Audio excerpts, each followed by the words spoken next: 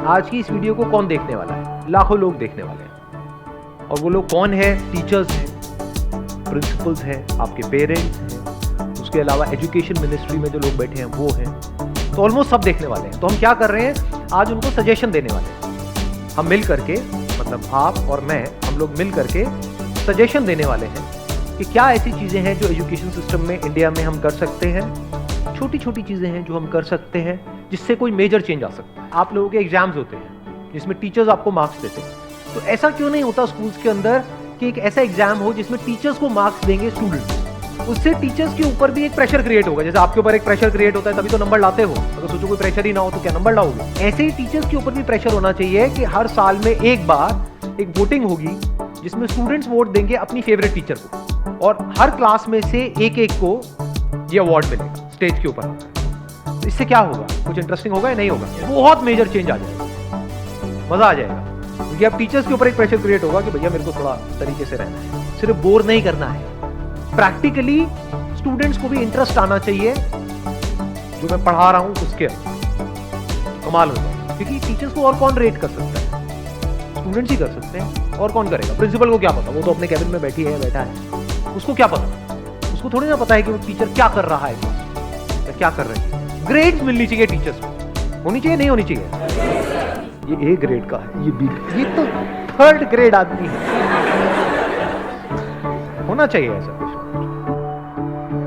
जितने हमारे थ्योरी के पीरियड हो रहे हैं, जितने पढ़ाई के पीरियड हो रहे हैं, उतने ही स्पोर्ट्स के या फिजिकल एक्टिविटी के या आर्ट एंड क्राफ्ट के या म्यूजिक के या डांस के, कुछ भी एक्स्ट्रा करिकुलर एक्टिविटीज के उतने ही पीरियड होने चाहिए। अच्छा, एक पॉइंट और है कि हमारा जो सिलेबस है, जो भी स्कूल का है, कॉलेज का है, वो बहुत सालों से चला आ रहा है और सेम है। उसमें बहुत माइनर अगर चेंजेस हो भी रहे हैं तो बहुत माइनर चेंजेस हो रहे हैं ईयर ऑन ईयर। मैं ये कह सकता हूं जो मैंने पढ़ा और आपने पढ़ा उसमें कोई बहुत मेजर चेंज नहीं है। उसी तरह से पढ़ाया जा रहा है और वो ही पढ़ाया जा रहा है। तो इसका मतलब क्या है कि हमारा जो सिलेबस है उसमें बहुत कुछ ऐसा है जो यूजलेस है, जो किसी काम का नहीं है, यानी आपको लाइफ में आगे जाकर के काम नहीं आने वाला। फिर भी हम पढ़ाए चले जा रहे हैं। क्यों? क्योंकि पिछले बहुत सालों से ऐसा ही हो रहा है।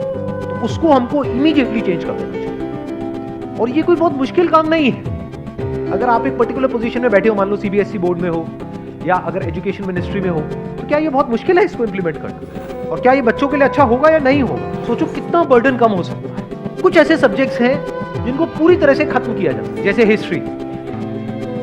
मतलब इससे गंदा सब्जेक्ट क्या होगा? वो कब मरा था, वो कब पैदा हुआ था, भाई मुझे क्या मतलब है? क्यों पढ़ा रहे हैं? अगर आज आप मेरे से कुछ भी पूछोगे हिस्ट्री के बारे में, ये कौन था, वो कौन था, तो मैं गूगल में 1 मिनट में सर्च करके आपको बता दूं। 1 मिनट भी क्या, कुछ सेकंड्स में बता दूं। ऐसे कुछ सब्जेक्ट्स हैं जिनको पूरी तरह से स्क्रैप किया जा सकता है। हाँ, अब यहाँ पे हो सकता है एक आर्ग्यूमेंट आएगा उनकी तरफ से कि नहीं, इसमें से कुछ चीजें बहुत जरूरी है, क्योंकि कुछ तो पता होना चाहिए, तो उसको कहानियों में कन्वर्ट कर दो और उसकी एग्जाम मत लो। ऐसा भी तो हो सकता है ना। फॉर एग्जाम्पल महात्मा गांधी है, उन्होंने क्या किया वो जानना हम सबके लिए जरूरी है, क्योंकि नोट के ऊपर उनकी फोटो है। तो उनकी कहानी सुनाओ ना, रटवाना क्यों है? ये कोई एग्जाम लेने वाली चीज है नहीं। बट इस तरह से कोई सोच नहीं रहा है। तो हमको एक आइडिया मिला कि कुछ सब्जेक्ट्स ऐसे हैं जिसको हम पूरी तरह से हटा सकते हैं, जो यूजलेस है।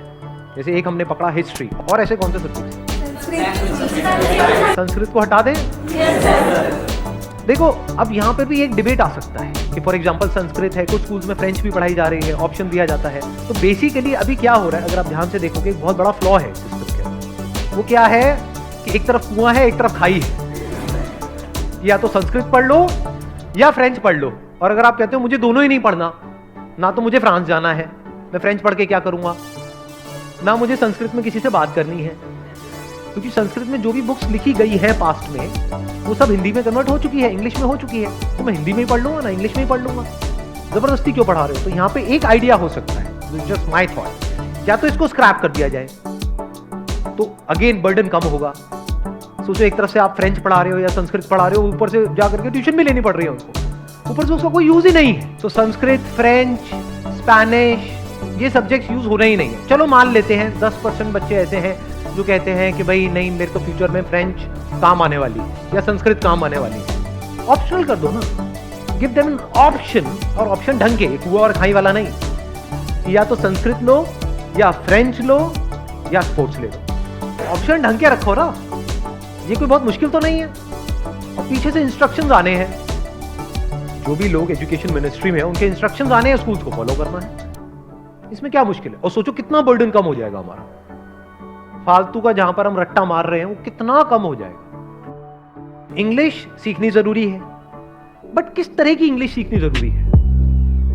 क्या रट्टा करने वाली इंग्लिश, या प्रैक्टिकली बोलना आना चाहिए? क्या प्रैक्टिकली बोलना आ रहा है हमको? नहीं आ रहा है, तो फायदा क्या है? पहले इसको डिफाइन करना चाहिए हमारे एजुकेशन सिस्टम को कि हम इंग्लिश सिखा क्यों रहे हैं। इसलिए सिखा रहे हैं क्योंकि आगे जाकर के इंग्लिश में कई जगह ऐसी होती है जहां पे बात करनी ही पड़ेगी। फॉर एग्जांपल कोई इंटरव्यू देना है, तो इंग्लिश ऐसी लैंग्वेज है जो इस ग्लोब में सबसे ज्यादा पॉपुलर है, वर्ल्ड में सबसे ज्यादा पॉपुलर इंग्लिश है। तो इस सब्जेक्ट को हम स्क्रैप नहीं कर सकते, बट हम क्या कर सकते हैं, इसको थ्योरी से प्रैक्टिकल बना दें, या ये कह लो 50% थ्योरी और 50% प्रैक्टिकल। बेसिक्स रख लिए इंग्लिश के, क्योंकि बेसिक्स सिखाने जरूरी है।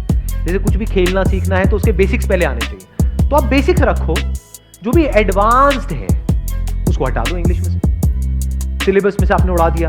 अब टाइम बचा आपके पास में, उसमें आपने क्या किया, प्रैक्टिकली करवाया। तो भी प्रॉब्लम क्या है, इंग्लिश में बात नहीं होती है घर पे हमारे, यही प्रैक्टिकल प्रॉब्लम है ना। दोस्तों में बात नहीं होती है, टीचर के प्रेजेंस में टीचर का बस इतना काम होना चाहिए, जैसे ही कोई कुछ गलत बोले उसको थोड़ा सा करेक्ट कर दिया। अब ऐसी टीचर हायर करो, ये स्कूल्स के लिए है कि भाई ऐसी टीचर हायर करो जिसको इंग्लिश बोलनी आती है।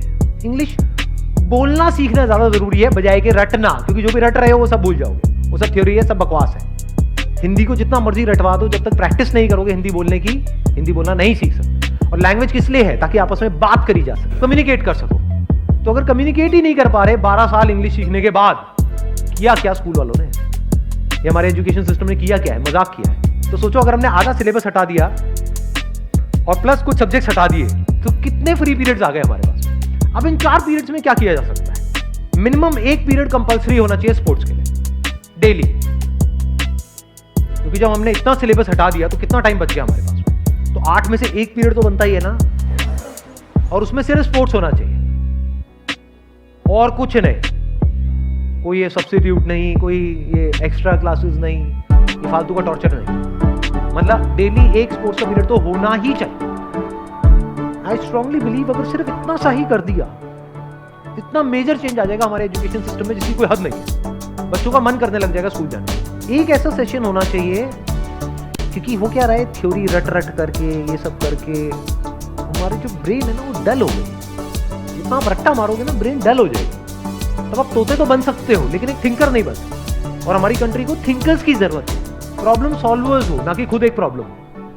तो 1 पीरियड ऐसा होना चाहिए मैंडेटरी, ऊपर से ऑर्डर्स आने चाहिए स्कूल्स के लिए, प्रॉब्लम सॉल्विंग पीरियड बोल सकते हैं या ब्रेनस्टॉर्मिंग पीरियड बोल सकते हैं। तो क्या किया जा सकता है उस ब्रेनस्टॉर्मिंग पीरियड में, कि आपको एक टॉपिक देके छोड़ दिया जाए डेली बेसिस, अलग अलग टॉपिक्स, और आप लोग सब मिल करके दिमाग दौड़ाओ। देखो इंटेलिजेंस किसको कहते हैं, ये नहीं कि जो आपके अंदर फीड किया गया है बस तोते की तरह उसको बोले चले जाए।